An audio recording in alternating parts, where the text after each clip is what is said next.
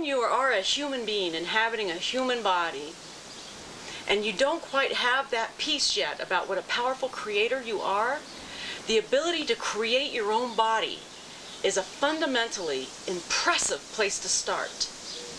Because when you see the results of your efforts, you will feel so empowered and so creative and so full of who you are that it takes you to the next step of what else can I do? If I can begin creating a new me in here, I can take that outward. I can take that somewhere else. If I can completely transform my body, I can completely transform the other areas of my life. In our culture, we do not have a fundamental belief in everything getting better. We don't. And maybe some of these other countries that you're talking about, there's a fundamental belief in life keeps getting better. You know, if I go to the doctor and he gives me a pill, I have a belief it's going to get better. I'm going to get better. Okay?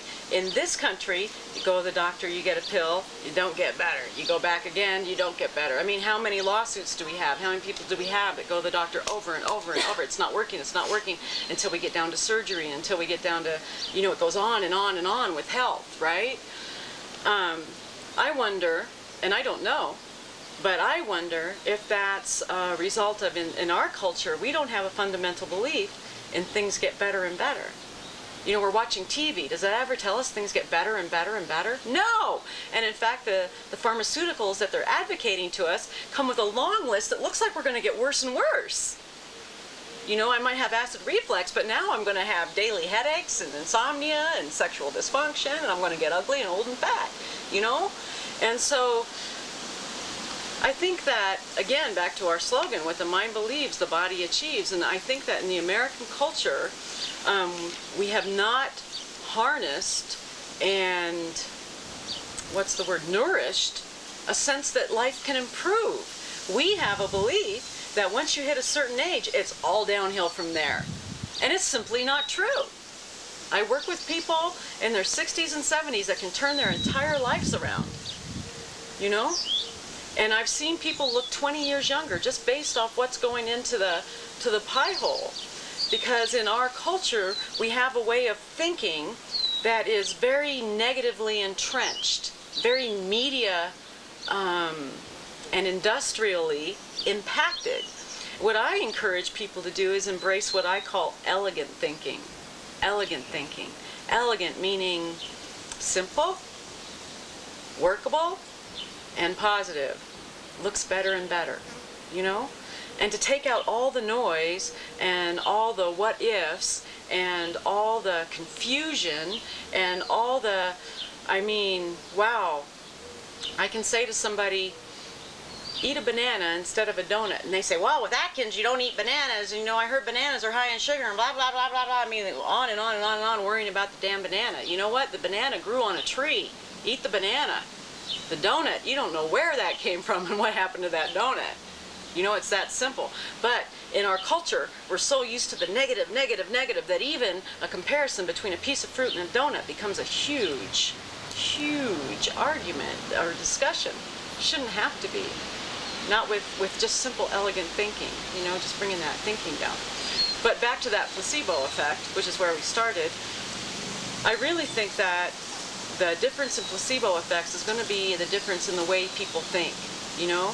If you have an individual that believes things can get better and has a fundamental belief in getting better and wants to get better, huge, huge, because in our culture a lot of people are very attached to their diseases and their illnesses and their problems. We get very attached to those. We don't like them taken away. We wrap our identities around them, and the media supports that. So a person like that, are they going to respond to a placebo? They're probably not going to respond to much, you know? And a person who really wants to get better, you give him a placebo, yeah, he's got the magic answer, he's on his way.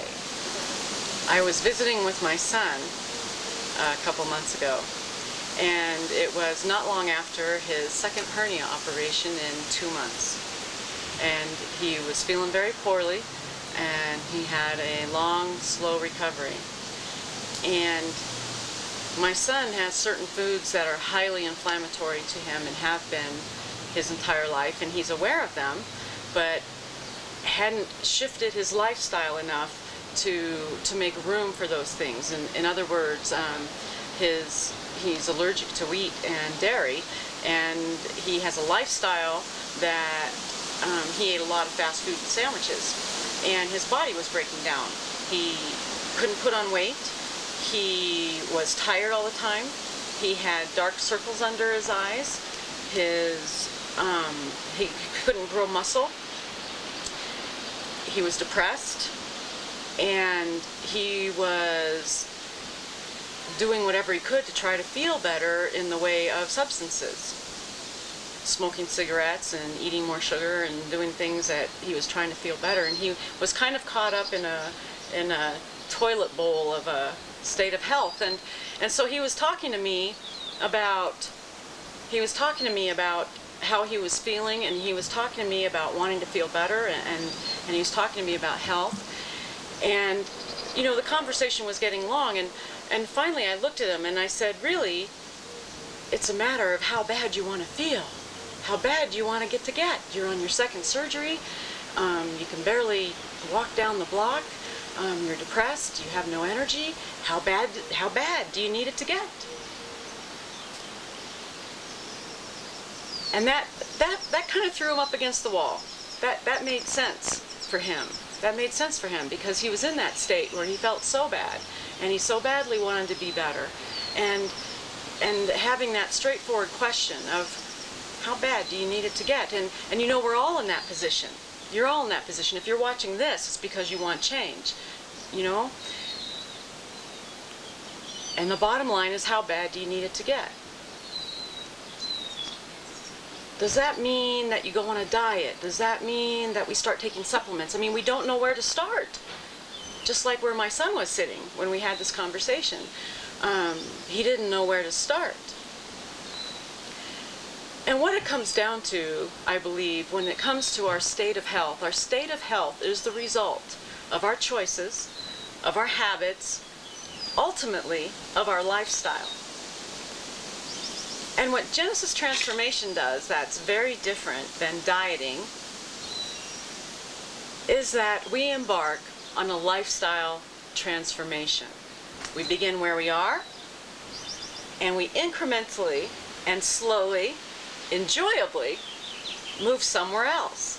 And so that my son, starting where he was on a diet of fast food and cigarettes and caffeine and alcohol, could move this much, and 2 months later he's got muscles, and his eyes are a little brighter, and his skin is better and clearer. And has he stopped eating fast food? No. Has he stopped smoking cigarettes? No. But you know what? He cut out some of those things that were hurting him. He's eating way less wheat, and he very rarely eats dairy. And the changes are already starting to show in his body. And because he feels that much better, now he's got the impetus and the motivation to move a little bit further. Does he have to move from here, 180 over here, to get better and feel better? No, and none of us do. Lifestyle transformation means working with those little simple habits, choosing one thing, just one thing, different. You know, if you eat a donut every morning at your coffee break and you stop eating that donut every day, you're going to feel a little better. Might even drop a little weight, okay?